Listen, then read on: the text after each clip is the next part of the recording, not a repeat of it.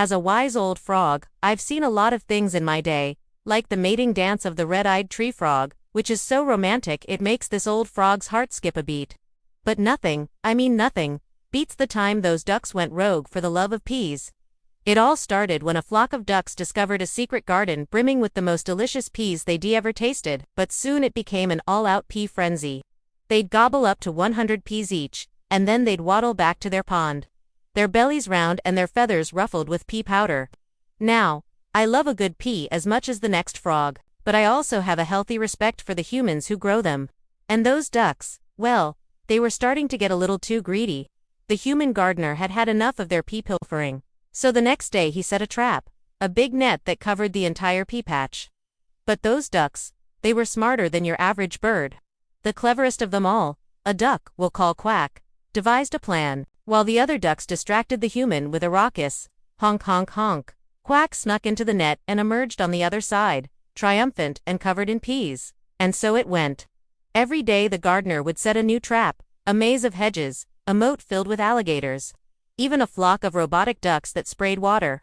And every day the real ducks, with Quack as their leader, would outsmart him, their numbers dwindling as they got caught, but always with Quack managing to escape with a prize of luminous peas. You see, these weren't just any peas. They were a rare variety that glowed in the dark.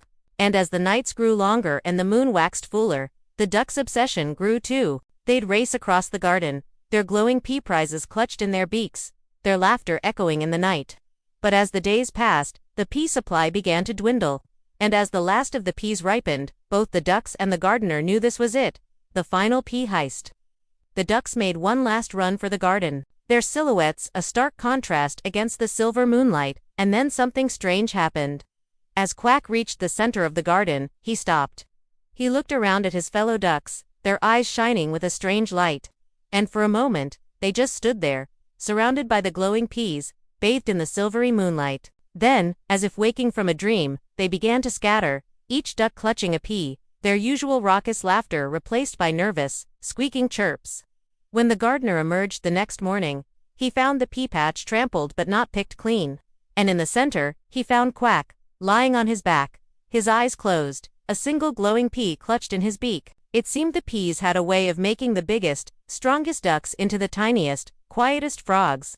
And so the garden was saved, or perhaps it was the peas. As for Quack and his fellow ducks, well, they never forgot the taste of those magical peas, nor the valuable lesson they taught. Sometimes the greatest treasures are the friends we make along the way, or maybe it was the peas.